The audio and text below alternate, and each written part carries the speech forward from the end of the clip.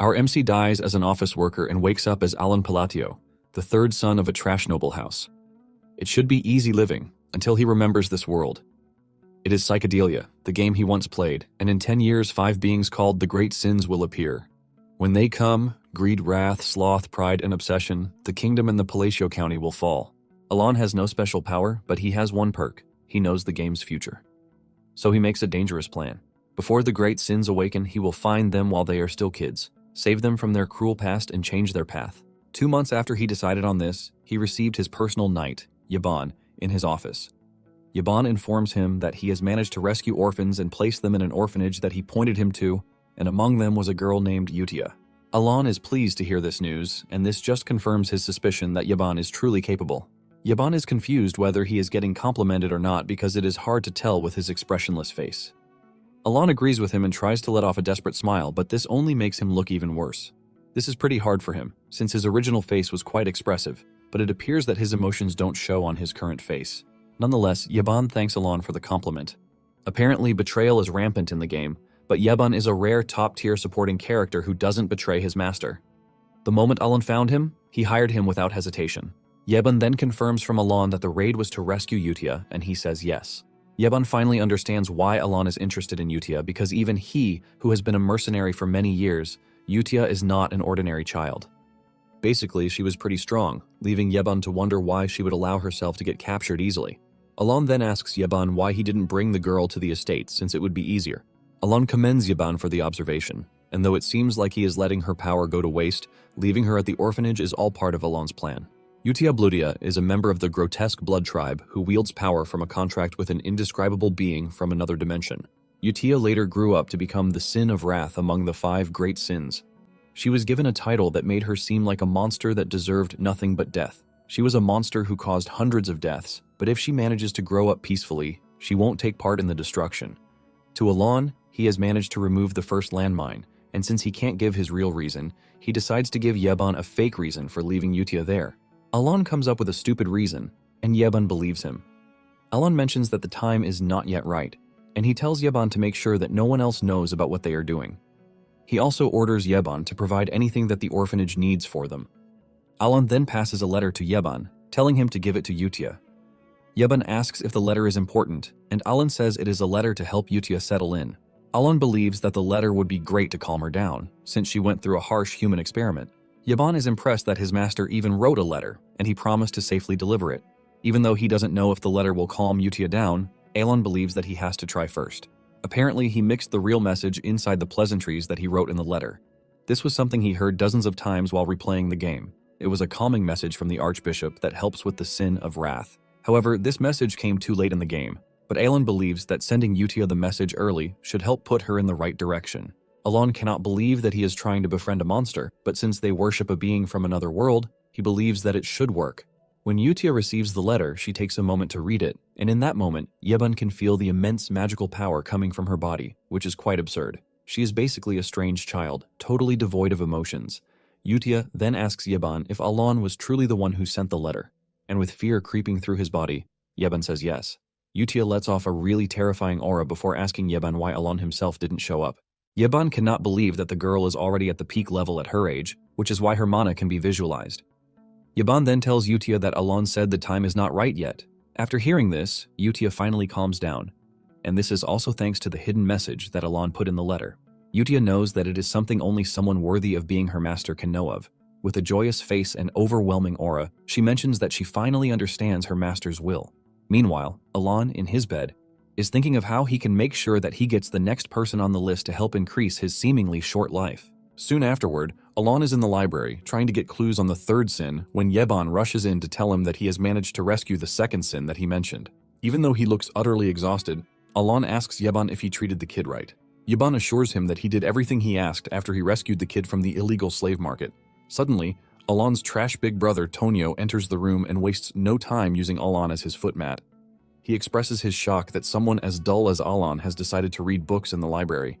Alon keeps mute, but this pisses Tonio off, and he screams at Alon, telling him to give a reply when he is being talked to by his elders. Alon cannot believe that the former owner of the body managed to survive this long because Tonio is always picking fights. Alon would have preferred to fight back at him, but he knows better. He quickly bows his head like a slave, telling Tonio that he would like to simply excuse himself from the library since his big brother wants to use it. Tonio laughs at Alon, saying he has finally known his place. Suddenly, a knife comes flying toward them, and it narrowly misses Tonio's head. It turns out that the knife came directly from the eldest son, Leo. Leo talks about how he doesn't want any racket early in the morning. The tension between the two immediately toughens up as they start threatening to kill each other. Alon gently crawls away from the two since he doesn't want any of their beef. The family was nothing but a side character that got wiped out very early, and even though they are a powerful family, the two Trash brothers were always locked in a fierce battle for who was going to become the head of the house. One is known as the King of the Flesh, while the other is the King of Drugs. Basically, the two are the kings of the underworld, and no one who wants to live a good life will dare mess with them. Alon manages to crawl out of the room while the two are turning everything upside down. Alon figures out that the best thing for him is to live as an incompetent trash if he ever wants to live long. Alon returns to his room and gets on his couch to rest. On the other hand, Yaban wonders how such an incompetent-looking person like Alon is able to uncover human experiments. Alon is someone who looks really frail, who can't even take care of himself. But for some reason, he knows about secret foreign affairs. Nonetheless, he considers Alon a really peculiar person. The last child he rescued is considered really dangerous, with powers that are considered to be world-ending. Basically, he was rescued in the kingdom of Kallian, where there was an illegal slave market. With this, Alon has been able to rescue the second sin, Deus. After Deus was sold into slavery, he was abused and passed around endlessly. Because of this, he ended up becoming the sin of sloth, which is among the 5 great sins.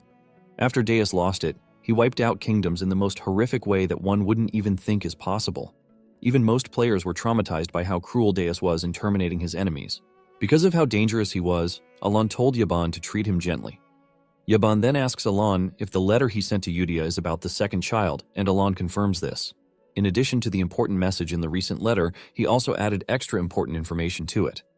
Alon had told Yutia to take care of the child because he was frail, and just as her master ordered, Yutia did the right thing. She walks up to Deus to help him out of his desperate mental situation while telling him that he has been chosen by a great person. Yutia told Deus that he would get his revenge against those who wronged him if he could serve Alon with the utmost loyalty. With Yutia's help, Deus is able to unleash his power but also keep it under control. Alon, on the other hand, is panicking because he doesn't know where the third boss is. Suddenly, Yeban enters the room to tell Alon that the second son, Tonio, is dead. This genuinely shocks Alon because Tonio shouldn't be dead yet. In no time, a funeral is arranged for Tonio, and even in the hall, their father is seen having fun with girls, as if he is not bothered that his son just died. On the other hand, Alon finds it really suspicious that Tonio died from an accidental fall because it didn't happen that way in the game. In the game, Leo struggled before he could finally kill Tonio. However, things are different because Alon can clearly see Leo laughing over Tonio's corpse. Nonetheless, Alon believes that the only thing he needs to do is make sure he rounds up the 5 great sins. A year later, everything at the house seems to be more stable than ever, since there is no cause for succession, and Leo has also taken over his brother's drug trade. During that 1 year, Alon basically became pen friends with Yudia. They are always sending letters to each other, and because of how good everything is, the orphanage keeps getting a long list of donations. Yaban then tells Alon that he has found a clue concerning what he is looking for. Alon is pleased to hear this because it basically means an ancient record about the third boss. Alon is pleased that he has finally found the third boss. To Alon, it's a peaceful evening, but the same cannot be said at a certain drug distribution site. 2 high-ranking officers under Leo arrive at the warehouse to find dozens of their members drenched in their own pool of blood. The ones still alive begin killing themselves, as if they've lost control of their bodies. They push knives into their throats in the most horrific ways. The 2 officers soon find themselves sharing the same fate as their counterparts too. It turns out that the person behind this is Deus, and he is being supervised by Yutia. After they are done wiping out the bad guys, Deus asks Yutia if their actions even mean a thing, and Yutia assures him that it does. Yutia asks Deus if he pities the bad guys, but he says no, since they are the ones causing people to do substances. He is only curious about what it means to their revenge plan. Yutia then assures him that it sets the stage for the return of their master, and since he is coming, they can't allow his throne to be in disarray. Deus finally understands everything Yutia has been preaching to him, and before they leave the scene, they make sure that the warehouse is utterly destroyed. They leave a blue moon sign on the grounds of the scene, as they consider themselves the Blue Moon, who are Alon's blade. 1 more year later, everything appears to be going smoothly as Yeben comes to report to him that he has managed to save the 5th kid too. The 5th has also been sent to the orphanage, and Alon cannot contain his joy that he managed to pull off his biggest worry. Because of his hard work, Alon doesn't mind feeding Yeben with the best goodies that he can get his hands on. To find the 3rd sin, greed was the hardest, but they were able to pull it off thanks to his gamer knowledge. Yeban did everything he could to make sure that everything worked out well in the end. Alon then tells Yeban that he is free to rest for a while because he has been running around for quite some time. Yeban asks him if the orphanage mission is done, and he says yes. Yeban is relieved to hear this, and he asks Alon if he isn't happy because he doesn't look like he is, but Alon assures him that he is. In fact, he claims that he is currently smiling even though his face says the opposite. Yeban has no choice but to go with what Alon claimed. Alon lies on the ground with the relief that everything is going the way he wants it. Because the kids only became evil thanks to their evil past, he made it his mission to rescue all of them, and he didn't think he would be able to pull it off before. Alon then asks Yeban about the status of the orphanage, and Yeban presents him with a letter. Yeban assures him that everything is going smoothly just as expected. Apparently, the children were initially like broken dolls, but they have somehow managed to brighten up. Alon is relieved to hear this, since there won't be any reason for them to hire caretakers. Alon is proud of Yutia because he didn't expect her to be able to handle the pressure of taking care of the kids. Alon suspects that it is easy for her because of her background setting, which is tied to the orphanage. Alon then tells Yeban that with everything he has seen, Yutia is a good kid. From the letter she sent, she assures Alon that he has nothing to worry about because everything has been settled. Alon mentions just how proud he is to see the kids growing up properly. Since all 5 are growing up really well, Alon concludes that the environment plays a huge role too. Yeban then asks Alon when he plans to meet the kids, since he said there would be a time for it. Deep down, Alon has no intention of meeting the kids in person. He knows it would be good to meet them in person so that they can get closer, but he is terrified of their personalities that he has seen while playing the game. Nonetheless, he believes that it should be fine, since he rescued them before their awakening. Alon then lies to Yeban, telling him that he might try to meet the kids later in the future. Now that he has pulled off the rescue, Alon believes that the next thing on his list is to learn a bit of self-defense skills. Since magic requires talent, Alon has just what it takes to learn it. Yeban then asks Alon if he has heard of the Blue Moon. Alon replies that he hasn't, and Yeban explains that they are a group that has recently gained popularity by hunting down criminal organizations. Since it sounds like cleaning up trash, Alon doesn't see any reason why it should be a problem. Since the Blue Moon is not part of the game story that Alon knows, he believes that it will go away in no time. Yeban then drops the bombshell, saying the group has killed nobles, which is why he believed Alon might know them. Upon hearing this, Alon tells Yeban to start sleeping in the room close to his. Meanwhile, the leader of Blue Moon, Yutia, is asking her members about the week's report. Xiaolang, the Sin of Pride, reports that she has taken care of the slave traders' heads. Before eliminating them, she promised to let them live if they could guess her eye color, but for obvious reasons they couldn't, which ultimately led to her killing them all. The Sin of Greed, Ryan then mentions that all the bodies were buried cleanly. And for the illegal experiments, Radan, the Sin of Obsession, has taken care of them all. Yutia is glad to hear this, since everything appears to be going just the way she wants it. She commends all of them, saying that they all exist for the glory of the Blue Moon. Just then, Radan mentions that there is a slight problem. The head of Avalon, the organization that they are targeting, is being ruled by Leo, the Count's eldest son. Apparently, Radan discovered a dangerous document when they were wiping out Avalon's base in the south. Basically, Leo is planning to terminate Alon after their father dies. When Yutia sees this, rage takes her over. 2 years later, Count Palatio, who has been sick, dies. The official report mentions that he died of cardiac arrest, but given his history of drug abuse, it is obvious what killed him. During the funeral proceedings, Leo learns that the Blue Moon has struck his business yet again. Alon hears his brother and his men talking about Blue Moon and realizes that they have finally started taking the organization seriously. Momentarily, the Count's funeral with 0 mourners ended very quietly. After the funeral, Yeban asks Alon what his next plan is. Yeban reminds him that by next year, Leo will inherit the title. Surprisingly, Alon tells Yeban that they are leaving the estate. This shocks Yeban, and Alon mentions that they are going south to a remote village called Rodmill. This is a remote village in the southern territory of the Palacio County. Without wasting time, Alon and Yeban got out of the mansion, and they were enjoying themselves in Rodmill until they were forced to return to the mansion just 3 days later. Something shocking and surprising has happened, and this is the death of the eldest son, Leo. Alon cannot believe that he is already back at the estate in just 3 days. Alon wonders why the eldest son is dead barely 3 days after he left. The cause of his death was a blade strike to the heart. However, the question of who killed him remains unanswered. Later on, Alon asks Yeban if he found anything unusual, and he says yes. Just then, Yeban asks Alon if he was the one who wiped out Avalon in one night. This question shocks Alon, and he finally realizes why the other nobles and guests present are scared to look him in the eye. On the day that Alon was going to Rodmill, Yeban asked Alon why he was not going to a city instead of a remote village. Deep down, Alan knows that the only place he can finalize his plan is in Rodmill, which is why he is heading there. Since he has saved the 5 great sins and prevented the world from getting destroyed, he believes that Rodmill is the right choice, since it has no connection to the original story. In addition, it even has a Palatial Villa there. This is a separate house built apart from the main family residence. It is basically the perfect place to live leisurely as a noble. The only answer he gives Yaban is that there is a reason for everything. Yaban is tired of hearing this, as he tells Alan that he is always brushing things aside, but since he can't get the words out of his mouth, he just decides to let it be. It turns out that Leo was already planning to kill him, but since he is already leaving by himself, he decides to hold off on it. Alan even bows to him like he is scared before leaving, and all of these convince Leo to let Alan go.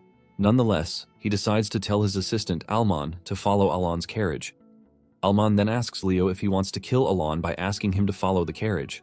Alman wants to confirm if he really wants to kill Alan. Leo is shocked to hear this because Alman has always been the one who follows any order without a word of complaint. Leo is surprised that Alman is asking questions. Leo screams at Alman, telling him that his only job is to follow the orders, but Alman suddenly pushes his sword into his chest. Leo is stunned, leaving him to ask Alman why he betrayed him. Alman smiles, telling Leo that he likes playing games. Alman mentions that he has been playing along all this time, and it turns out that he is not really Alman, but Radan, the sin of obsession. Radan tells Leo before finishing him off that no one touches their master, the Great Moon. He mentions that they might be restricted from carrying out missions, but when it comes to the safety of their master, there is no question about this. Radan reveals that he intentionally waited for him to say he wanted to hurt Alan before finally making his move to take him off the board. Radan says he has been waiting for a whole 2 years just for him to make the wrong move. While he is bleeding out, Leo tells Radan that he won't be able to escape from his men. Radan then replies that he just made the extinction of Avalon his prime purpose with what he just said. Radan shakes his head for Leo, saying that the Great Moon, Alan, really did give him a chance to live, but he ruined it. As usual, Alan woke up to a beautiful morning which he considers paradise because he can wake up anytime he wants, eat whenever he wants, and enjoy his life as a noble. Alan is enjoying himself so much that he thinks of starting a toast business. He is busy munching on delicious food when Yaban enters the room to tell him that he just got a message. Alan's food immediately becomes bitter when he reads the letter to find out that he is requested to return to the estate because his brother has just died. With just those simple words, his so-called paradise ended in just 3 days. In grief, he returned to the estate, and he noticed that everyone was reacting to him in a very weird way. This is when Yaban asks him when he became a mastermind, who was able to destroy Avalon. It finally dawns on Alan that he has found himself in some really crazy simulation. Alan then asks Yaban to explain the situation of how he became a mastermind to him. Yaban simply replies that he is the only one who stands to gain anything from the chaos. Yaban continues by saying Leo was murdered after they left the compound, which is a perfect alibi for him. In addition, this ultimately promotes him to the position of being the heir with no rivals. Yaban mentions that since Avalon is gone, Alan would have no one causing him trouble. With all of these put together, Yaban says Alan has become the mastermind of the county. Yaban also glazes himself, saying he is a swordmaster and he is under Alan's command. Alan is ultimately confused by all of these, forcing him to ask Yaban if he is having fun, since he seems to be dancing around. Alan sits down to think about everything that has happened. Racking his brain, he doesn't think there is any organization strong enough to be able to take Avalon down in just one night. Suddenly, it dawns on him that Yaban once told him that there is an organization that hunts other organizations. Alan thinks the culprits might have been the Blue Moon. Yaban then tells Alan that with the information he got from the guild, there is no indication that Blue Moon is involved. Basically, the Blue Moon organization never leaves bodies, but they leave a mark. Avalon officials, on the other hand, were killed with the use of a sword. Alan finally realizes why they picked him as mastermind because he has an assistant who wields a sword. Since the Blue Moon didn't appear before the main story and there is no indication that they are the culprits, Alan starts to wonder who it might be. Later on, during their usual meetings, Utia asks her colleagues if there were any traces of their involvement in what happened, but they assure her that there were none. The only thing they left behind were stacks of bodies, and they did everything the way Utia wanted it. Utia smiles because her plan worked out so well. This basically ended Avalon, the powerful organization that once held the Asteria Kingdom to ransom. All it took Utia and her colleagues was 5 days to bring ruin to Avalon. Radan then tells Utia that the cleanup is not entirely complete. Utia asks him what he meant by this, and he explains that he found more nobles who are connected to Avalon. Apparently, the Altea Duchy appears to be the most involved culprit in everything. Without thinking twice, Utia tells the group that it is required of them to quietly remove the threat. Utia then asks her friends about the Information Guild, and they assure her that the guild doesn't have anything that links them to the whole annihilation. Basically, all the other guilds share the same view as the Information Guild because they are all calling it hell created by the Swordsmaster. Ryan then asks Utia if they should maintain surveillance, and she tells them to do this. Utia tells them how important it is that their master does not find out about everything happening. Deus mentions that Leo, who was Alon's brother, was the one who targeted him first. Utia then says they can't justify what they did since they didn't get an order from Alon. Utia reminds them that they are a sword and they are not allowed to think on their own. Utia says the blue moon only moves by order given, and in addition she warns them that their master knows everything. With this in mind, she urges them to always live to the standards set by their master and never disappoint him. Deus is surprised that Utia, who is overwhelmingly powerful, is scared of Alon finding out about their exploits. Nonetheless, Deus cannot argue because everything they are doing is for Alon. A month later, Alon finds himself stuck with several chores. This is not the kind of life he envisioned for himself, but the life that chose him. Because of Leo's death, Alon has earned himself a bulk load of resentment. Surprisingly, Leo's death is not supposed to happen until 6 years later. Because of the entire family's sudden death, all the work fell back to Aelin. To make things worse, everyone is working so hard and delivering their projects right on time. Alon remembers that during his father's tenure they were all working like bugs. Unknown to him, the servants and workers are all working really hard to make sure that they don't get on his bad side and end up in a ditch somewhere. Alon wishes that the servants would just sort things out themselves without involving him in it. Later on, Yeban commends Alon for reaching the second tier of his magic practice in the space of 2 years. Yeban tells Alon that he possesses incredible talent, since it usually takes about 4 years of training to reach the second tier. To avoid arguing with Yeban, Alon admits that he is talented when it comes to magic. Basically, Alon was putting everything he knew into magic defense because he was nervous. The technique he is also learning requires a lot of magic control, but Alon doesn't see himself getting good at it. Initially, Alon was excited because he thought once the plan was over, there would be no more danger. With this, he could self-study without stress. However, with the recent call for security, Alon has realized that his mana hole is really small. Basically, the mana hole one is born with is like an athlete's body time, which is fixed from birth. And when it comes to Alon's mana hole, it is quite small. It is too small because even his training can't cover it. Alon is thinking about his stressful life when Yeban informs him that a dance invitation has just arrived. Alon is surprised that he has been invited to a party dance, but he has no choice but to attend. Upon stepping into the hall, Alon complains that he is already tired. The party is a regular ball for networking among nobles, which is held in the southern region of the Asteria Kingdom. Alon also thinks of building connections with the ball party, since he will be the count soon enough. Alon figures out that having a good connection with other nobles might ensure his security in the future. Alon makes his move, but all of the nobles start to avoid him like he is some sort of disease. Yeban comforts him, telling him not to be upset, but Alon is not even upset. Alon already expected something like this to happen. Alon tells Yeban that he needs to excuse himself. Alon walks over to the drink table while thinking about his move, even though he is being avoided for being the black sheep. Alon is prepared to solve his current situation with the social skills that he claims he has secretly practiced. Upon picking up a wine cup, he walks to a lady while talking about how nice the drink is. He tells the woman that he would love to get some bottles to take home, and he tries to end the conversation with a smile, but just as expected, his smile looks horrible. With fear creeping through the lady's body, she tells Alon that she is going to tell her father to arrange it, and before Alon can say anything else, she runs off. Alon finds himself stranded, while the other guests in the house start whispering about how Alon must have threatened the innocent lady, forcing her to run away. In fact, they believe that Alon is worse than his late brothers. Alon tries to delude himself from the reality that the lady is scared of him, and he concludes that the lady must be shy. Yeban walks up to console Alon, and he mentions all the sacrifices he went through to try and make sure that everything comes out good. It finally dawns on him that the Palacio name is more dreadful than he even thought. Since the rumors have claimed that he had his brothers killed, he has automatically become the one person everyone doesn't want to associate with. Tired of the room, Alon tells Yeban that he needs to get some air. Meanwhile, Alon is being watched by a peculiar red-headed woman. Alon is reminiscing about his trash life on the balcony when a strange girl shows up, asking to speak with Alon. Alon is shocked that someone just spoke to him, and when he looks closely, it turns out to be Loria, the third daughter of the Altia ducal house. Alon is not entirely surprised that someone from the house is speaking to him. Alon remembers that the Altia family is one of the great villains of the game. They are basically the black sheep of the north. Alon figures out that whoever chose to speak to him is not an ordinary person. However, Alon wonders why he doesn't remember the girl, since he doesn't think he saw her while playing the game. Just then, Loria goes straight to the point, telling Alon that she needs his strength because she will soon be assassinated. Alon is shocked to hear this, and the girl continues by saying that up until that moment, she has been under her father's protection because she is the daughter of his mistress. However, her father has fallen ill, and she fears that her sisters are going to terminate her. Alon finally realizes that it is all about survival, and then it dawns on him that he doesn't remember the girl because she died before the main story of the game began. Loria continues by pleading with Alon to help her, and Alon gives his reply, saying he is not going to help. Loria continues by saying she is not asking for his help for free. Loria promises Alon half of the duchy if he can help her. Alon ignores her, saying he is leaving. Alon admits that Loria is in a tight position, but at the same time, he will also be putting himself in danger if he helps her. Even if he wants to help, Alon knows that he can't because, unlike the rumor, he is just a talentless dude. Just as he is about to walk through the door, Alon's conscience stops him and he turns around to talk to Loria.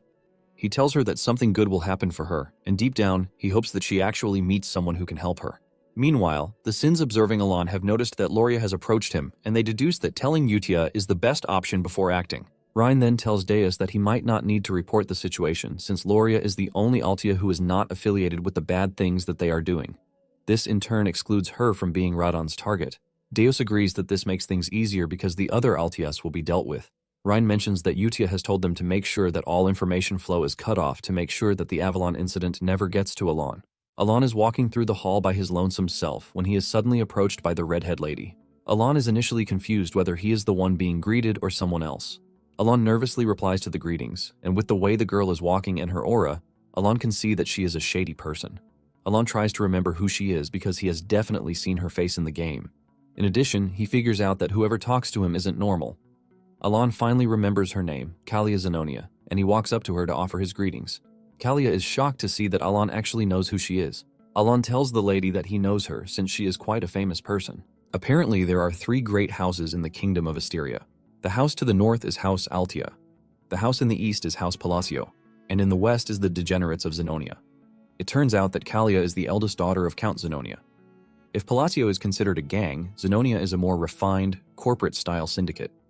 Even though he needs some noble connection to live a peaceful life, Alon fears that he shouldn't involve himself with the Zenonias.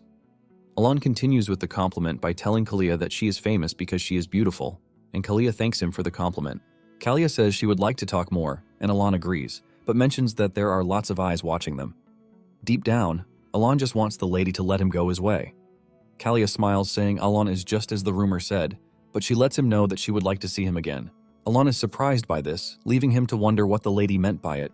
Meanwhile, Deus and Ryan are still monitoring the situation, and it appears that something more concerning has come up. Deus tells Ryan that there is a weird dude who is tailing Alon. Since there are no direct orders concerning this, Ryan suggests that they observe, but move to elimination if needed. Later on, Alon and Yeban head to a canyon that Alon has reportedly been looking for. Yeban is skeptical about the whole thing, and he tries telling Alon that the insides of the canyon are dark even though they are in broad daylight. Alon, on the other hand, is rejoicing that he has finally found his objective. He prays that he is at the right site because he might as well fall into depression if it turns out to be the wrong one. Upon entering, Alon is relieved to see that it is exactly what he was looking for. Basically, it was easy to find in the game, unlike what he just went through to know its location. Alon apparently came to the canyon because of a certain labyrinth, the Labyrinth of Whispers. If he can solve the riddles in 8 chambers, he stands a chance to win a valuable artifact as his reward. Since he still remembers the whole walkthrough, he believes that it is time he savored the joy of level 1 grinding. Alon is blown away when standing at the entrance of the labyrinth, since it is his first time seeing it in real life. Yeban then mentions that the canyon appears to have been built by hand, leaving him to question how Alon knows the place too. Alon casually mentions that he comes here often, and this shocks Yeban. Realizing that Yeban is already overthinking it, Alon tells him that he is only kidding. Upon stepping into the labyrinth, they encounter several monsters hanging from the roof, waiting for them to get the riddle wrong so that they can be crushed. While Yeban is freaking out, Alon remains calm, and this shocks Yeban.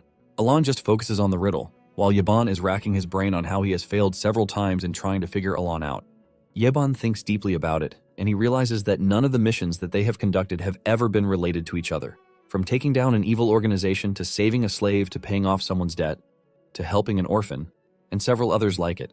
This makes Yeban question how Alon knows the labyrinth when Alon doesn't even leave the estate. Just then, Alon mentions that he has gotten the riddle right, but they need to wait for the giant hand to finish its thing. Even though Yeban is curious about Alon, he knows that something good always comes out of every mission that they undergo. The door starts to open, leaving Yeban to wonder what exactly Alon is planning again.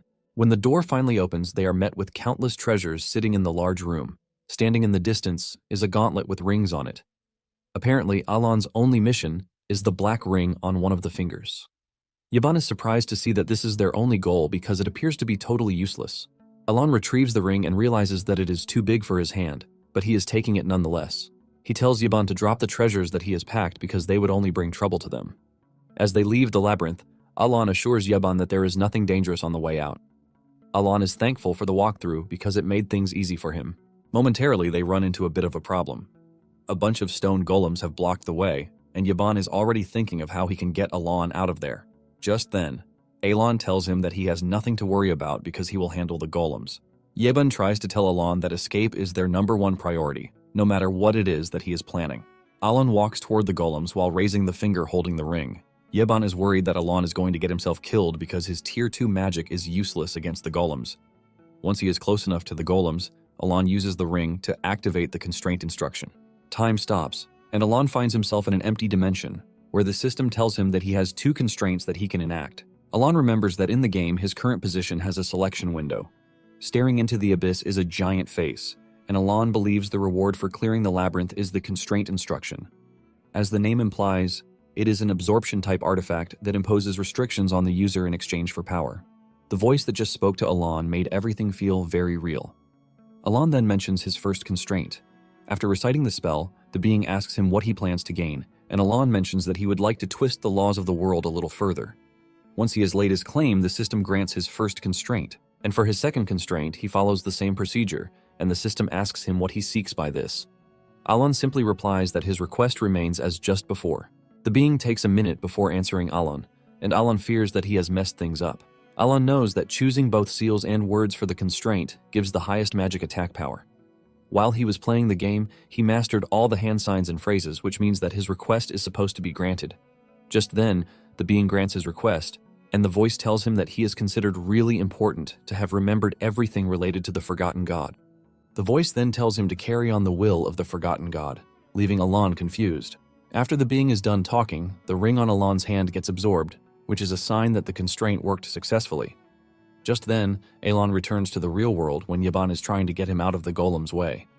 However, Alon resorts to his magic power, but even after using his entire mana, the sphere of lightning that he created remains small. Since his own magic power is trash, he decides to try out the constraint's power by giving it the price that it demands. That leaves Yaban utterly terrified.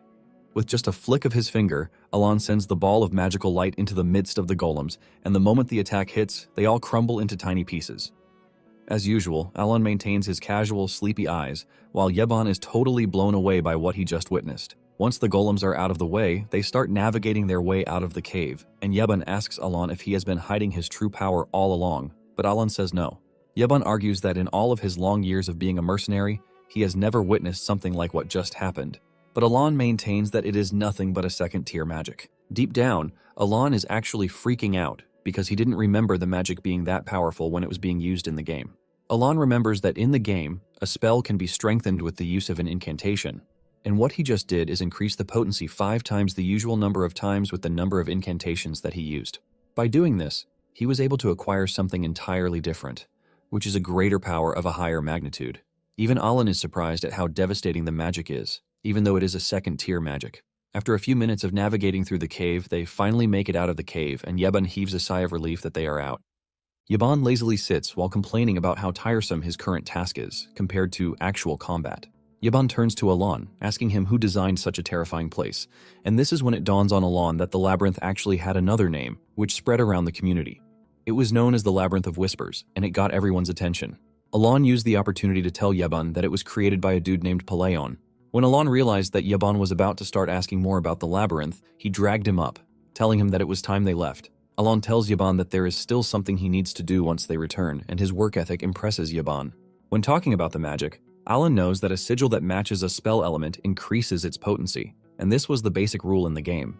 However, things were a bit different in real life because the visuals stayed the same, while the attack stats increased. The sigil basically altered the spell itself, and Alon starts wondering if his mana control has gotten so good that he was able to perceive the changes in how things work. Since he is not sure about this, he decides that he would have to test his theory once his mana recovers. Nonetheless, he is glad that everything turned out pretty well. Unknown to Alon and Yaban, they are being watched by one of the Sins. The girl makes her way to the labyrinth to study the writings on the wall, and she can clearly see just how seemingly powerful Alan is. She is impressed by everything that she witnessed because Alan appears to know everything and even move according to what she knows. She is blown away by the fact that she believes that Alan was the dude named Palaon. In addition, she is more interested in the fact that the incantation that Alan used was not recorded in the books present in the ancient library. All of these put together make her reverence for Alan go even higher than before, and she finally comes to the conclusion that everything Utia said was true. Just then, Deus joined her, and she asked him if he was able to obtain the information he had gone for, but he said no, claiming that his target died before he got what he needed from him. She is a bit disappointed by this, and lets it be known that they would have to report it to Utia for more insight. Since their job in the area is done, the two fly off like wizards. Meanwhile, at the Zenonia Count's house, Kalia can't keep Alan's name out of her mouth since she met him during the ball. Apparently there is something sinister going on in the Count's house. Everyone believes that Kalia's father has control of everything, but unknown to them, he is nothing but a puppet to his daughter. The main person running the house is none other than Kalia, while her father is just a figurehead. But her conversation with Alan leaves her suspicious that the dude has found out. She is still thinking about this when one of her attendants comes running to her, telling her that she needs to come to her room immediately. She rushes over to see her spy lying dead in the room. However, she doesn't see the need to panic because the seal she placed on him didn't activate, which means he didn't divulge any information before his death. Nonetheless, Kalia can see that the body was deliberately placed in her chambers. This leaves her even more concerned about how she was found out. To Kalia, she believes that Alan is the one responsible, and she assumes that Alan figured everything out during their conversation together. Unknown to her, Alan is just a regular dude napping in his caravan and oblivious to world politics. On the other hand, Loria is making her way home, and she is entirely worried because her meeting with Alan didn't go as planned. With the little time she spent with Alan, she can see that he is not someone to be made an enemy of, and even though Alan is her last lifeline, she understands the fact that he would not agree to a deal that would not benefit him. Loria has basically been stripped of power by her siblings. From the eldest son, Timalian, the eldest daughter, Marianne, the second daughter, Philine, to the second son, Kig. Loria arrived at the family mansion thinking about how she had managed to survive thanks to her father's influence. Now that her father is gone, she is left with the question of what she is supposed to do. Just as she enters the house, two maids come running over to her looking all concerned while shouting her name. The maids tell her that her siblings Kig and Philine send themselves to the afterlife, and the news of this shocks Loria to her bones. She doesn't want to believe that ruthless fellows like Kig and Philine would willingly wipe themselves out. Loria then asks the maids about Timalian and Marianne, but she gets her answer when they step into their rooms to find their bodies hanging off of each other. Loria is left in total shock as she stares at her siblings' bodies, and while the entire chaos is unfolding, one of the Sins is seen leaving the area with a smile on his face after a successful mission. The whole estate is thrown into chaos, since no one understands what on earth is happening. Suddenly, Loria remembers what Alan told her. At the end of their meeting, he had told her that good fortune would find her. Because of this, Loria immediately comes to the conclusion that Alan is behind everything that happened. With the sudden deaths of her siblings, Loria suddenly becomes the sole heir of the Altia Duchy. Even though she is supposed to be glad or relieved, Loria falls to her knees in terror because she believes that she has made a deal with a demon. Nonetheless, she comes to the brave conclusion that there is no turning back because she has seen firsthand what happens to people who betray Alan. Loria toughens up, saying she only has to move forward with the path that she has chosen. 2 months after this, Alan is in his office when one of the attendants shows up with an apparent gift from the Altia Duchy. Alan opens up the box, and he is blown away when he sees a nice bottle of wine. Yaban tells him that the wine is quite special because each bottle costs several thousand gold, which is why it is rare. Coupled with the bottle of wine is a handwritten note from Loria Altia herself. Alan is surprised when he sees this as he starts to wonder why Loria would send him such an expensive gift. He is forced to ask the attendant if the gift is really for him, since he doesn't see any reason as to why Loria would want to honor him. The attendant assures Alan that the gift is for him because Loria personally prepared it for him, and she ordered it to be delivered by hand. The moment the attendant addresses Loria as the Duchess, it suddenly dawns on Alan that something is off. This is when he realizes that the youngest child in the house, who is Loria, has somehow become the Duke of Altia. At the Altia estate, Loria is trying to settle into her new position as the Duke. She finds herself sitting in the Duke's office, which is a restricted area from her in the past. Even though the entire scenario surrounding her siblings' deaths was questionable, she avoided all forms of suspicion because she had a good alibi, which was the ball. Even though her secret organization had been wiped out by her siblings, and by the time she returned to the mansion, she was basically a nobody. Everything changed for her with Alan's assumed interference. This leaves Loria wondering just how far ahead Alan is thinking. It turns out that she has unified all of the organizations under Altea, but she is not naive enough to think she can take on Alon's superior power. With this, Loria assumes that Alon still wants something else from her, and she believes that it is the underworld network of Altea. Even though she has come to these conclusions, she believes that she just has to focus on what is at hand while waiting for Alon to contact her. With a bright smile on her face, she wonders if Alon liked the wine she sent to him. Back in Alon's office, he is freaking out because he can't believe that Loria is now the Duke, even though she was being targeted just a few months back. Without being told, Alon can see that there is something strange at play. A couple of months later, which is 5 years before the story began, Yaban addresses him with the title of a count. This comes as a surprise to Alon, and Yaban reminds him that it is almost the new year, and his succession to become a count is near already. Alon is totally blown away because he never saw himself becoming a count in the plan that he drew out for himself. Nonetheless, he can't deny the fact that he is enjoying the perks that come with becoming a noble. Yaban then hands him a letter from Yudia, and Alon asks Yaban if he has gotten any information on the assassins who sent Leo to their ancestors, but he says no. However, he assures him that the Information Guild is still working on it. Yaban asks Alon why he is so interested in the whole investigation, and he demands to know if he is interested because of revenge. Alon then replies that he just wants to be prepared for anything that comes. After Yaban is done teasing him about the whole count title, Alon opens the letter from Yudia, and it is just as usual. Nonetheless, Alon appreciates the monthly letters because they provide some sort of warmth to his cold lifestyle. Alon smiles just like a regular proud dad would smile, even though he has never seen any of the kids before. Alon then asks Yaban how old the kids would be, and he lets him know that they are about to reach the age where they step into society. In fact, some of the kids who are in the orphanage with them have left earlier. After getting this vital information from Yaban, Alon realizes that it might finally be time he lets the 5 go. Yaban is surprised that Alon is willing to let them go, and Alon tells him that they are all grown up already, so it is time they think about their futures. Alon believes that the 5 have grown past the age where they would awaken as sins and can finally integrate them into the society. Apparently, each of the sins had a narration revealing its specialty. Utia has the talent for faith, Deus has the talent for swordsmanship, Rhine has the talent for research, Siolang has the talent for combat, and Radan is special when it comes to leadership. Alon is convinced that they are going to shine if he can place them in the right positions and environment. Because of this, Alon decides that he is going to give each of them a gift, which is his plan from the start.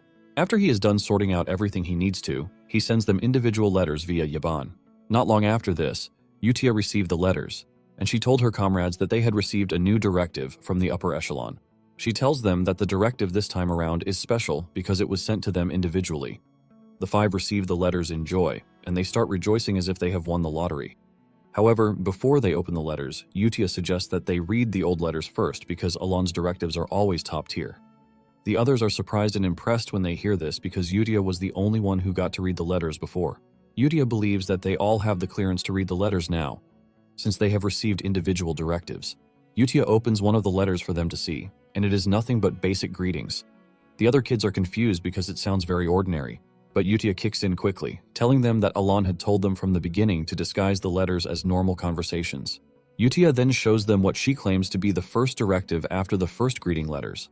Inside the letter, Alon told them how his second brother used him as a chair, and Utia tells them that this is nothing but an elimination order for them.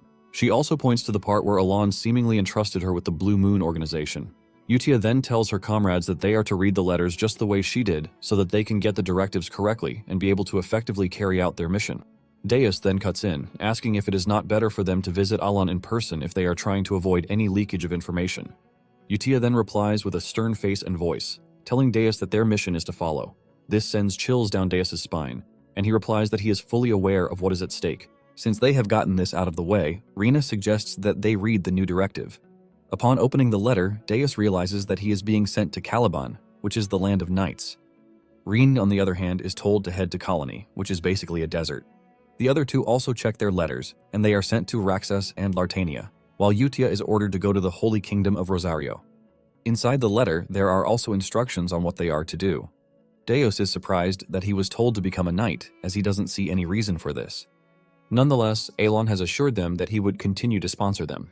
In addition to that, Alon attached the location of a gift to the letter.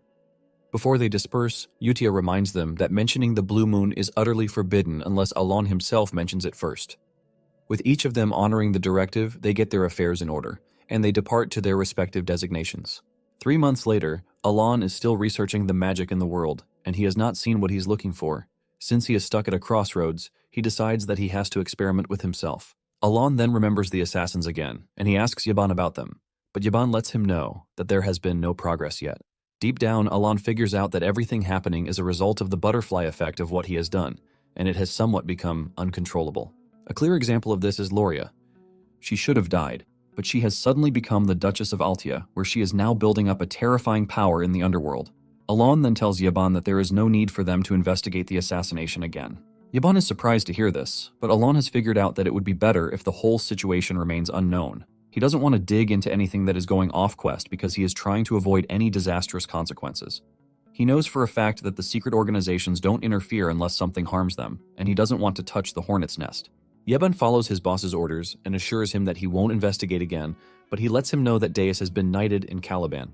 Alon takes the news with great joy because it is something worth celebrating. Barely 3 months after this, Yaban informs Alon that Deus has created a knight order. This shocks Alon because creating a knight order means Deus is expert level or above, even though he hasn't even been knighted for long. Yaban agrees with Alon, saying Deus is truly an overwhelming talent because Caliban is known to be strict when it comes to their knighthood. 6 months after this, which is 1 year after the Five Sins became independent, Alon has fully become a count. Alon is in his office when Yaban walks in, and as usual, he has some news for him. Yaban reveals that Deus has become one of Caliban's 5 swords, a master knight. The news of this sends a shiver down Alon's spine, causing him to drop the book he was holding. Sweat ran down his face as he asked Yaban to confirm if he heard right. This is because swordmasters are the only ones who can become a master knight. In the game, a swordmaster is a very powerful being who has surpassed the Aura Blade, causing him to awaken a unique ability called derivation. Alon then asks Yaban if Deus is a swordsmaster, but Yaban says it is not definitive yet, since he hasn't created a derivation yet. Nonetheless, the country still went ahead to grant him the title of a Master Knight because he beat the 4th sword. In addition, Caliban had lost a Master Knight to the Northern Barbarians because they had been at war for over a decade. Yaban mentions that it takes at least 15 years to understand and wield mana, and derivation might take decades. Reinhardt, who is the 1st sword, became the youngest Master Knight at the age of 32. Alon can attest to how strong Reinhardt is, but even with how strong he is, it took him over 20 years to reach his peak state. However, Alon is blown away by the fact that Deus has reached the level of a Master Knight in just 1 year, even though he didn't even know swordsmanship from the start. Since derivation is the only thing missing, Alon believes that Deus has what it takes to surpass even Reinhardt as a swordsmaster. Suddenly, Alon starts thinking about the benefits he might get from nurturing the kids the right way. But he quickly removes this thought from his head. He realized that he should be grateful that the 5 didn't awaken as the 5 sins and bring destruction to the kingdom. Alon finally comes to the quick conclusion that the kids doing well is the main thing that he needs to focus on. Meanwhile, in the central region of Caliban's capital, Kurdam, there is a high, noble residential district where the Knight Order resides. Standing by the window and staring at the great view of the city is Deus, who is now the captain of the Eclipse Knight and the youngest Master Knight.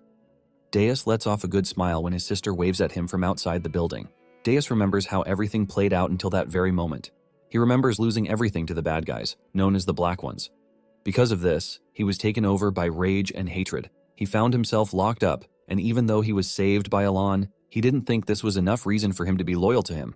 He was only loyal to the promise that he would avenge what he lost, and because of this, he became a member of the Blue Moon. Deus started working as an operative and taking on dangerous missions without caring about his own safety. For years, he was going on missions that would bring him a step closer to the Black Ones. After years of service, he finally received his first personal directive, and inside the letter was an instruction, telling him that there was a gift in a small inn in Caliban's south. Even though Deus has never been the one to be hyped about gifts, he still decided to check it out. Deus entered the inn, and his eyes lit up in shock at what he saw inside. The gift Alon had prepared for him was the family he thought he had lost forever. It was his sister standing in the inn, and Deus rushed over to hug her tightly as tears ran down his face. Deus had believed that his sister, Shilly, was dead, but there she was, standing in front of him. Deus asks Shilly what happened after they separated, and she explained that she was kept in isolation by the bad guys while she waited for her turn to be killed. In the course of this, she escaped but was caught again later and sold to slave traders. As fate would have it, Yaban appeared and saved her, and since then, she has been enjoying the gracious hands of Alan. Shilly showed her brother a letter sent to her from Alan, assuring her that she is safe, while staking his family's name on it. Shilly lets her brother know that she is grateful for everything that Alan has done.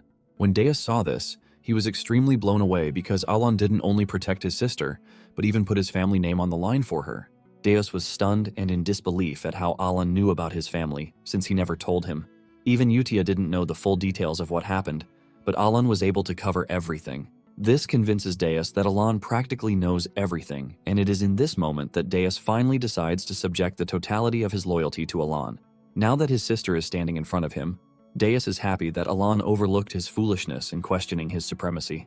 Deus's only target was vengeance, but the gift of his sister was incomparable, and because of this, he became more than a fanatic.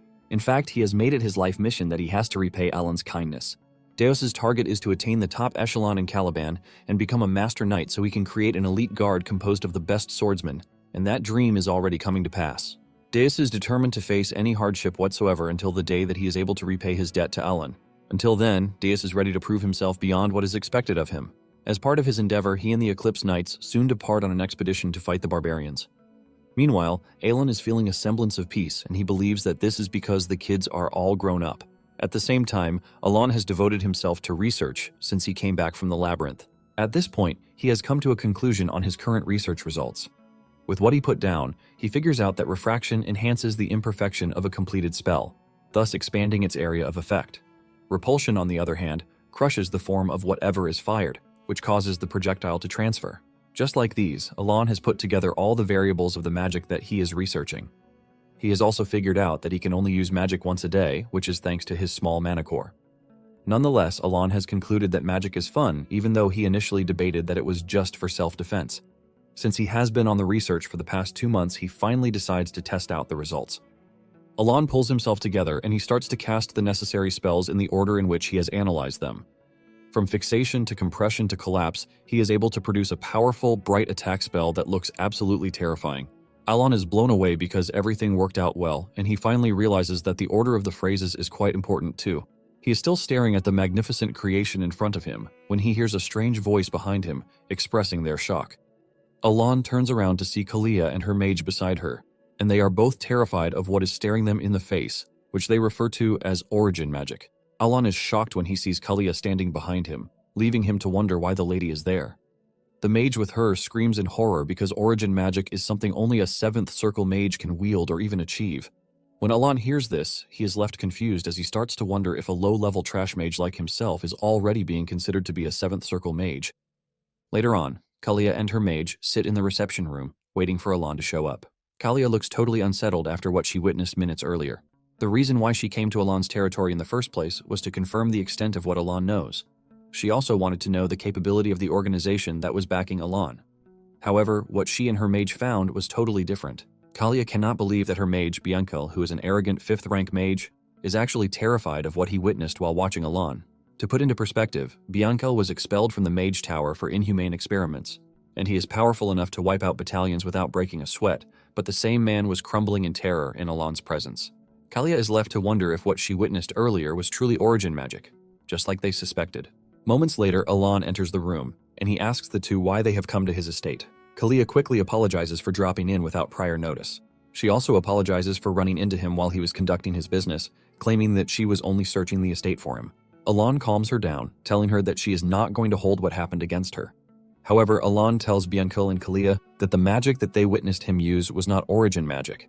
He tells them that he is just a 2nd-rank mage who is not capable of wielding origin magic. Alan turns to Bianca, saying he is pretty sure that he sensed the fact that the magic he used has no actual function. It is basically a magic that is useless in both defense and attack. With a stern voice and overwhelming aura, Alan tells the two that they have to keep what they saw to themselves. Bianca quickly cuts in, assuring Alan that he didn't see clearly. Kalia is shocked when she sees this, because she can't believe that someone as arrogant as Bianca can be using honorifics while talking to Alan. Alan is glad that they have sorted out the misunderstanding, and he asks them why they have come to see him. Kalia then reveals that they were only in the area and thought it would be nice if they paid their respects, which means they have nothing of importance to discuss with Alan. Alan is a bit disappointed to hear this, and he lets them know that he has a lot to attend to, so he doesn't have the liberty to sit around joking with them. Kalia stands up to acknowledge Alan's brief presence with them and tells Alan that she and Bianca will now take their leave. Just as they are about to leave, Alan tells Kalia that she should consider visiting Loria if a companion to talk to is what she seeks. Alan lets Kalia know that there is a chance that they are going to get along well. Even though Kalia is skeptical, she assures Alan that she is going to take his suggestion into consideration. After their brief discussion, Kalia and Bianca leave, and as they leave, Yeban turns to Alon, asking why the trash family would come to see them. Alon replies that he actually has no idea what the Zenonia want with them. Alon is worried that things would definitely go south if the rumor spread that he used origin magic. He might as well see power-drunk people running after him since they are in a fantasy world in the first place. At the same time, Alon doesn't think Kalia would visit Loria because they are fierce rivals in the underworld. As they ride away from the estate, Kalia turns to Biankel to ask him if Alon's magic was truly origin magic. Biankel then replies that it wasn't origin magic. Biankel explains that origin magic is a magic that draws its own laws onto the field of total principles. It is a chance and privilege granted to supreme archmages. But Alon's magic was entirely different. Bianco reveals that he activated his observation eye and saw Alon's magic. The field of magic was essentially being torn apart, and Alon was twisting the principles. He was collapsing laws, but was still able to manifest the spell, which is a miracle that defies all logic and reason. With a horrifying face, Biankel reveals that behind Alon's magic was the power and work of a forgotten great god. Just by thinking about it, Biankel's head is melting away, and he tells Kalia that he once received praise for pursuing ancient knowledge, which is known as the magic of the Forgotten Era. Because of his knowledge of what he knows and what he saw, Biankel tells Kalia in all terror that she should never think of opposing Alon, or even think of making an enemy of him. After hearing this, Kalia concludes that she has no reason to figure out what Alon wants, and decides that visiting Loria might just be the best option, since she is nothing but a pawn to Alon. 5 months after this, which is 2 years after the kids got their independence, Alon asks Yeban if there has been any update about the Five. Yeban lets him know that there is no update about the Five, but there is some important news that he needs to know about. It turns out that the Zenonia County and Altia Ducal have formed an alliance, and the news of this shocks Alon. He doesn't want to believe that the two pillars of the underworld have come together. He holds his head in frustration that he managed to escape a calamity from the Five Sins. But the world is about to perish, thanks to the Underworld Alliance. It finally dawns on his dumb self that Kalia must have taken his advice the other day. Realizing that he might have messed up, Alon tries to delude himself with the fact that the alliance between the two would definitely not work because they have totally different characters. Nonetheless, he figures out that he has to prepare just in case. Alon then sits down to write a letter for Kalia to try to appear friendly to her, just in case things go south. He sends Yeban to personally deliver the message, and Yeban assures him that he is going to do as told, while also assuring him that he is going to search for the children's whereabouts as well. After Yeban's departure, Alon starts wondering what Radon and Xiaolong are doing, because they are the only ones who have not been reaching out among the Five. Alon is worried that Xiaolong has fallen to her death, but at the same time, he believes that she should have ascended to a warrior's level if she found the gift he left for her. Apparently, he left an arms armor, which is the sacred beast of the Golden Mane tribe. When the armor is worn, it delivers a critical hit chance of 20%. Alon is convinced that Xiaolong should be doing well because he even left a source of funds for her, and the land where he sent her is one where power can be seized through strength. Meanwhile, in the desert nation colony, Xiaolong is actually having the best of times. She found the arms dressing left for her as a gift, and she is entirely grateful for it. Everything she heard when she was a kid about the Golden Mane tribe appears to be true. She had heard about the heirloom, which has been passed down for hundreds of years, and it grants power and divine authority. Xiaolong obtained the heirloom, and she has faced all the trials and challenges presented by the heirloom. Even though it was tough, she was able to face every obstacle head-on because she could remember when she was saved by Alan's grace when she was still a mere test subject. By saving her, Alan gave her the power to be able to enact vengeance on the black dragon who wiped out her parents.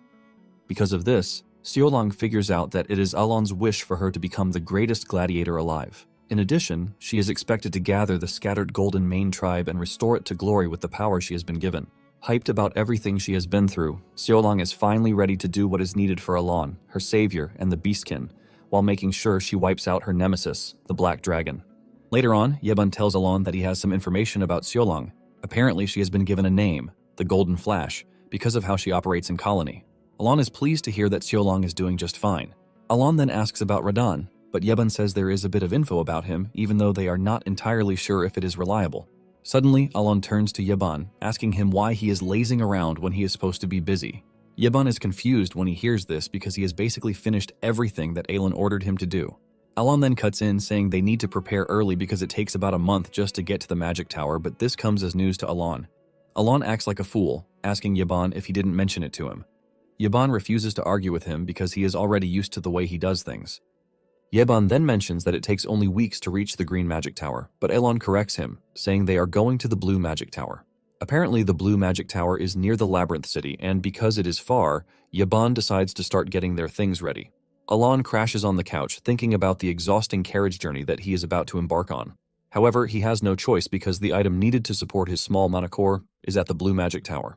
Alon can testify that the Labyrinth City is filled with loads of memories because he did a lot of grinding when he was playing the game. Apparently, the labyrinth in the center of the city was considered endless, but the deeper the player goes, the better items that can be gotten from there. Even though thousands of players devoted themselves to the labyrinth, no one ever reached the end of it. The group chat was always noisy with players complaining about how much they had tried to reach the end of the labyrinth to no avail. Just like in the game, relics and artifacts are discovered in the labyrinth, which is why certified magic appraisers are found in the city. This then reminds Alon of Rhine, who says she will be taking the appraiser exam anytime soon. Alon is confident that with the type of talent that she has, she is going to pass the exam pretty easily. At the same time, he is worried that the gift he left for Rena is too small, since it is nothing but an equipment appraisal. However, he is prepared to provide more support if the gift is deemed not enough. Talking about the Labyrinth City, Lartania, it is a city of mercenaries and explorers, which is governed by no one. Located in the city is a secret appraisal shop called Merd. Because of the quality services it provides, most of the shop's customers are nobles and A-rank explorers, and among the said nobles is the city lord himself. He is seen in the shop appraising what appears to be a flame-generating device, and the attendant is Rhine. Rhine is wearing a weird device on her face, and with this, she is able to tell the Lord what he is supposed to know about the device. The Lord is happy with her contribution as usual, and he praises her for it. After the Lord is gone, Rhine takes off the device and looks around the shop, since she is now alone. She narrates that the shop is famous, thanks to the distinctive service that it delivers, which is a gift for Alon. Apparently, in the letter he sent to her back then, he had told her to become an appraiser, but she didn't understand it at first. She knows that everything they are doing is to get rid of the bad guys, but she never saw any reason as to why she needed to become an appraiser. This was her conviction until she found the gift that was left behind for her by Alon. The relic given to her was known as the Eye of the Tail, which is a relic that quickly identifies items below a certain mana threshold to aid appraisal. Rhine was entirely blown away because what she saw was totally different from what appeared in the books stored in the library. After lifting the seals, the imprint came to life, and she realized that to defeat the bad guys, she had to upgrade the relic. She considered it an ability and a means to offer sacrifices, and since then, she has been working on the relic. With the time she has spent with the device, Rhine finally realized that Alan gave her a job only she could do, and she believed that everything she is doing is aimed toward the elimination of the Black Wolf. 3 weeks later, Alon and Yaban arrive at the Blue Tower, and they meet the tower's Vice Master, who tells them that the tower's master is currently not available. The Vice Master, Pidia Clint, tells them to state their business and get their asses out of the tower. The moment Alan sees her, he remembers her from the game. Apparently, she is a talented mage who went on to reach the 8th circle and even became the Tower Master in her early 20s. It is known that the Magic Tower possesses great combat power, and it monopolizes the production of specific necessities, which grants it the status equal to nobility. The authority of a Vice Master who has gone above humanity is considered godlike, but even with how scary everything appears to be, Alon casually introduces himself. Alon tells Pedia that he is there concerning the Time Rift because he can remove it. The Time Rift is a fissure connected to an unknown subspace, which is generated in places where magic is heavily used, and it creates anomalies that cause massive damage. The moment Alon stated his business, Pedia scanned his ability with her observation eyes, and she was disappointed with what she saw. She immediately tells Alon to leave, and this shocks him. Alon tries to argue, but Pedia flares up in anger, saying there are a bunch of people who have come to her saying the same thing. Alon refuses to back down, telling Pedia to just guide her to where the rift is. Pedia continues to remain defensive, and she assumes that Alon is looking for a big win to flip his already tarnished reputation. Pedia even gets angrier, and she unleashes a mana pressure that makes her look even scarier than before. Alon shrinks in fear, but he remembers that he is desperate and cannot give up. Alon steps forward, telling Pedia that he is going to sign over his entire fortune if he fails to remove the Time Rift. Pedia believes that Alon is still spewing trash, and Alon tells her that he is ready to swear a mana oath if that is what she wants. Alon points out the fact that this is not a bad deal for just a tiny moment of her time, and after thinking it over, she agrees. Pedia then takes Alon to the room where the rift is located, and she reminds him that all of his fortune is hers if he fails to remove the rift. Alon smiles, assuring Pedia that it will never happen. Deep down, Pedia wonders if Alon is just plain stupid or brave, but she is convinced that he is stupid. When talking about time rifts, there is usually no reason to close them before, since they spit out artifacts and vanish naturally after 3 months. Because of this, research on the time rift stopped, and no mage has ever closed one manually, but the Blue Magic Tower has been struggling with the time rift in their building for over 2 years. Now standing in front of the time rift, Alon takes a moment to watch it, and Padilla makes fun of him, suggesting that he leave since he can't do anything about it. Just then, Padilla notices that Alon is holding his hand, which is a method of using one's hand as a medium. Padilla remembers that ancient magic tomes mention this, and it is nothing but a legend. Padilla believes that Alon is just messing around, and she mocks him, telling him to stop playing around. Suddenly, everything goes blank, and Padilla realizes that everything has stopped moving. She immediately activates her observation eye, and this is when she sees the giant red fissure standing in Alon's presence. And being the talented mage that she is, she can feel the overwhelming power in front of her. Before she knows it, she finds herself under the influence of the greater power staring her in the eyes. The overwhelming being moves closer to her and makes its demand known to her, and as sweat runs down her face, she agrees to the said demands. By the time everything clears out, the rift has closed, and Alon is standing in the distance casually, just like he always does. In his hand is also the relic that he came for, and he is pleased that everything went smoothly and easily. He turns to Padilla to tell her that he is going to take the relic, and instead of her usual mean self, Padilla appears to be totally meek. She tells Alon that he is free to do whatever he wants, and she promises not to tell anyone about it. Alon is confused, and he assumes that his bluff failed to work on the girl. Alon then walks toward her, but she quickly moves backward while assuring Alon that she can keep a secret. Alon is surprised to see the lady acting so strangely, but he ignores her and tells Yeben that it is time they leave. Suddenly, Padilla stops him, telling him that she has a mana recovery potion for him, and it was personally made by her. Alon is blown away by the fact that he is getting a potion that was made by the tower's vice master herself. Alon is still checking out the potion when Padilla moves closer to ask him if he likes it. This leaves Alon even more confused because he doesn't want to believe that Padilla is doing all of these because she is thankful for the fact that he helped close the gate. Padilla continues acting weird as she tells Alon that she is going to make sure she follows the request that Alon made. In fact, she is ready to take a mana oath if that will make Alon believe her. Before Alon can call her attention to the fact that she is misunderstanding things, Padilla has activated the oath process, and while under oath, she swears to keep everything to herself. With this, Alon concluded his business at the Blue Magic Tower, and he acquired the relic he wanted with 5 bottles of potion and an oath. As they ride away from the tower, Yeben stares at the relic, which is not more than a bracelet, and he asks Alon if this is all that he went for.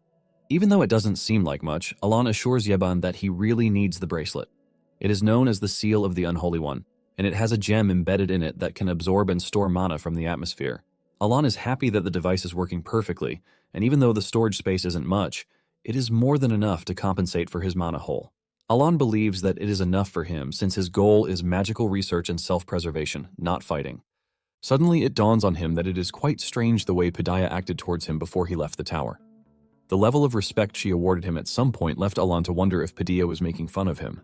Alon remembers that it was just like that when Kalia saw him the last time. However, he doesn't think he has anything to worry about, since he believes that he won't see any of them again.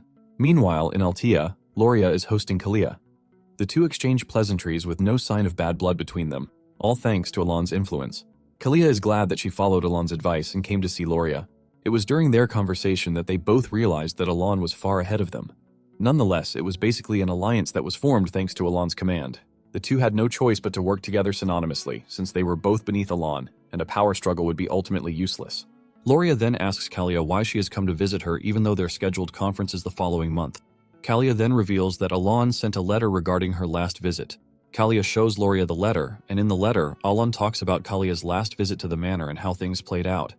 He adds that a few other nobles have grumbled to him about it too, and judging from the letter, it appears to be a regular apology letter, but the girls believe that there is a hidden message in it. Since they have come to this conclusion, the two believe that it would be better if they discuss it.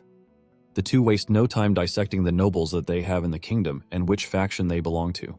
After so much thought into it, the two come to the same conclusion that Alon doesn't like all of the nobles and their useless factions. With this in mind, they assume that Alon wants to kill all of the nobles. The two ladies believe that Alon wants to rid the kingdom of the existing nobles and create a new regime. The two basically overthink everything and come to the same conclusion that Alon wants to be at the very top. Since they have been eager to help him, they start discussing their plans. Meanwhile, at the Blue Magic Tower, the Tower Master has arrived and he demands to know all of the details surrounding Alon's visit. At the same time, Alon is only worried about how he wants to get home quickly so he can receive Yutia's monthly letter.